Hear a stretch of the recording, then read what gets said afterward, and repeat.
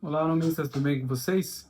Hoje eu tô aqui para fazer um vídeo um pouquinho diferente, tá? Aproveitar que tô fazendo um perfume aqui, um teste aqui, para responder algumas dúvidas que vocês têm me enviado aqui pelo YouTube. E aí a gente vai respondendo aqui, tá? Ah, Rafael Ferreira perguntou, por que você, pelo que você falou, já percebi que eles vendem hidroalcoólico como hidrossolúvel. Gente, existe dois tipos de fragrâncias, certo? Existe as fragrâncias hidrossolúveis e as fragrâncias lipossolúveis, tá? E aí tem uma subcategoria que está dentro da fragrância que são as hidroalcoólicas, que está dentro das hidrossolúveis. O álcool ele tem uma característica muito diferente da característica da água. O álcool ele consegue ser polar e apolar, uma sinergia melhor com a água e também consegue dissolver materiais oleosos, lipossolúveis, no caso. Então o álcool ele tem essa característica e as fragrâncias que elas são preparadas para perfume, elas estão mais dentro da lógica do hidroalcoólico do que do hidrossolúvel ou do lipossolúvel. Pode pegar uma fragrância de perfumaria que as pessoas falam que ela é lipossolúvel e tenta solubilizar ela no óleo. Você vai ver que cai uma gota dentro do becker, lá no fundo do becker, porque ela não é lipossolúvel. E pega uma fragrância hidrossolúvel e tenta colocar no óleo para você também. Ela vai lá pro fundo. Se nenhuma das duas dá certo, né? Qual que é a mágica? A mágica é que a fragrância ela é feita nessas três etapas. A fragrância ela pode ser lipo, hidro ou hidroalcoólica. Por isso que eu falo que são três categorias, mas seria mais ou menos uma subcategoria da questão das fragrâncias, tá bom? Da questão das fragrâncias. Vocês podem perceber que sempre vai acontecer isso, tá? Então essa é. Robson perguntou, que canudos são esses? Algo específico de laboratório? Gente, eu por prática, por vivência, são muitos anos de laboratório, tá? São 15 anos de laboratório, 15 anos como técnico de laboratório. E eu desenvolvi essa. Já existe essa técnica do canudo, mas eu tenho essa técnica aqui comigo, ó. E essa técnica que eu passei para todos os estagiários que trabalharam comigo também, então, todas as pessoas que foram no laboratório, eu passei essa técnica, que é o quê? É uma técnica de pipetagem com canudo. É simples, mas precisa de um pouquinho. É simples, mas precisa de um pouco de treino, tá? Então é um canudo normal. Você compra ele incolor para você poder usar ele. Ele é mais barato do que você usar a pipetinha, essas pipetas aqui, ó. É mais em conta do que se eu usar essa pipeta aqui. Mas essa pipeta ela é boa porque ela já tem uma graduaçãozinha, então dependendo do volume que você vai trabalhar, você trabalha com esse volume aqui, tá bom? Beleza. E aí o Alan Figueiredo perguntou da lei, né? Essa lei nova também descarta a necessidade de alvará sanitário? Arlan, eu não sei do alvará sanitário, eu acredito que não, acredito que a gente vai precisar ter algumas coisas, porque é o seguinte, ó, a gente está lidando com químicos aromáticos, a gente está lidando com matérias-primas que elas são prejudiciais ao meio ambiente, prejudiciais dependendo para a pessoa também. Se acontecer um acidente aqui comigo, cai alguma coisa no meu olho, eu tenho que ir no médico, então eu vou acabar indo lá na a sessão o serviço público, se não qualquer usar meu convênio, eu vou estar precisando de ajuda, tá? Então, tudo isso é uma forma de você dizer para a população que eu estou cuidando de você, a parte do governo. A nossa parte, como produtor, como artesão, a gente precisa também garantir que nossos produtos são seguros.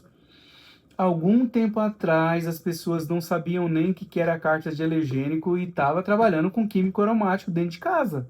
Essa é a verdade. A pessoa de repente não conhece, não lê o laudo e, gente, tem um limite para você não ler alguma coisa, tá? Uma coisa é uma carta que chega na sua casa de final de ano de um deputado, ou sei lá, de um prefeito, alguma coisa. Outra coisa é um laudo com que você vai trabalhar, uma ficha com que você vai trabalhar. Então a gente precisa ler tudo. Por isso que eu falo, leiam laudo de análise, leiam a FDS do produto, leiam tudo. Você tem que ser especialista, porque você está trabalhando com isso. É a mesma coisa de soda. Por que que você toma cuidado para mexer com soda? Porque você sabe que queima. Mas os produtos que são bioacumulativos, você não sabe. E você também não dá atenção. Então é bom ler toda a documentação e eu acredito que não vai precisar de um alvará de funcionamento, porque um alvará já vai te enquadrar como empresa. Mas eu acredito que precise de uma vigilância ativa na área do artesanal, tá? Mas vamos aguardar e vamos entender o que vai acontecer aí.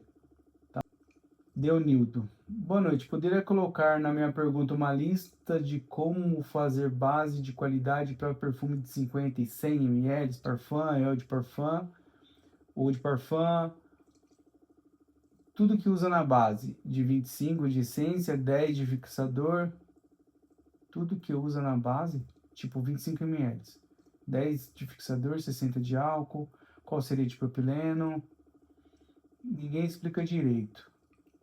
Tá. Deunildo, é o seguinte, a base que eu uso é uma base muito simples, aqui nos meus vídeos você já consegue ver, que é uma base que a gente apelidou ela de base clean. 85% de álcool, 13% de água e 2% de propileno. Se você achar que a água está muito, você pode reduzir a água e você joga pro álcool, tá? Porque essa faz parte da formulação. Então, o que que eu faço? Eu uso essa base e depois dessa base eu só adiciono a fragrância em cima. Se eu vou fazer a 20%, a 25%, eu adiciono a fragrância e a base, pronto, acabou. Só isso, só misturo esses dois, tá? Químicos aromáticos, quando usar? E você está falando de fixador, quando usar isso? Quando você quiser transformar, modificar, alterar, dar outra cara para o seu perfume, tá? Porque os químicos, eles vão trazer um desequilíbrio para a formulação. Eles vão te trazer uma outra coisa para dentro do seu perfume que não é a similaridade, tá bom? Então eu gosto mais de usar dessa seguinte maneira, tá? É isso, o resto eu já fui respondendo aqui e quanto adiciona de químico tá, não adiciono, o Robson Rufino está perguntando quanto adiciona de químico aromático, diminui quanto a quantidade do álcool na receita. Gente, se eu for adicionar, agora presta atenção, se eu for adicionar químico aromático, eu não vou reduzir do álcool, eu vou reduzir da fragrância, da concentração da fragrância. Porque eu não posso elevar muito, porque aí eu vou estar elevando. Por exemplo, eu coloquei 2% de químico, tá? Então era 20, virou 22. E aí eu vou estar sempre aumentando a quantidade de material odorífico dentro da minha solução, que seria a minha base. Então eu prefiro sempre usar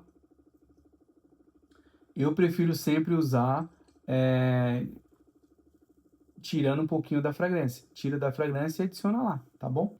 Gente, eu estou sentindo que vocês não têm muita dúvida, né? Que bom. Bom dia. A respeito da base certa ou não, para cada perfume, porque DP as medidas são diferentes, a de parfum é menos álcool, não sei o quê. Entendi. O Deunildo, certo? Então o que que você está falando para mim? Você está falando para mim, Ricardo, tem que ser bases diferentes, porque EDP a concentração é uma, ou de parfum a concentração é outra. Então a gente sempre vai trabalhar com mais ou menos água. Se você perceber, eu falo da concentração da base, tá? Da concentração da base. Então, toda vez que você for aumentar a quantidade de álcool, proporcionalmente toda vez que você está aumentando a concentração de fragrância dentro da base, você está diminuindo os outros ingredientes proporcionalmente. Isso é uma regra da proporcionalidade. Se eu tenho 20% de fragrância, eu vou ter 80% de base. Agora, quando eu tiver 30% de fragrância, eu vou ter 70% de base. E aí, todos os ingredientes que compõem a base, eles baixaram a graduação deles, baixaram a porcentagem dele, tá? Então, esse é o jeito que eu consigo explicar quando você me questiona em relação a bases diferentes para produtos diferentes, tá bom? Eu diria que existe mais a questão das bases quando depende da fragrância. Vamos supor que a gente está falando de um tartine, que é um produto que é um perfume que ele tem uma alta concentração de terpenos, produtos, moléculas que elas interagem muito fácil com a água. Quando a gente tem essa alta concentração, a gente tem um alto risco de ter um produto turvo, tá? E toda vez que a gente vai fazer um produto, a gente tem que tentar observar se ele vai ficar transparente. Se o produto ele ficar turvo, é porque a gente aumentou demais a água, ou porque os ingredientes da formulação, porque o ingrediente da fragrância, ele é muito sensível às medidas de água que a gente tem ali, certo? Então, o que a gente pode fazer? Quando você tiver uma fragrância que você colocou a base e ela já turvou, vai lá no álcool puro e faz um testezinho com ela no álcool puro antes de você adotar isso para dentro do seu processo, tá bom? Então, é isso, gente. É só um bate-papo para me mostrar a minha cara de bolacha aqui para vocês verem que a gente está aqui trabalhando bastante, tá? Se vocês precisarem de alguma coisa, entra em contato. Eu vou deixar o nosso grupo do WhatsApp para vocês entrarem aí também e tirar algumas dúvidas lá, tá?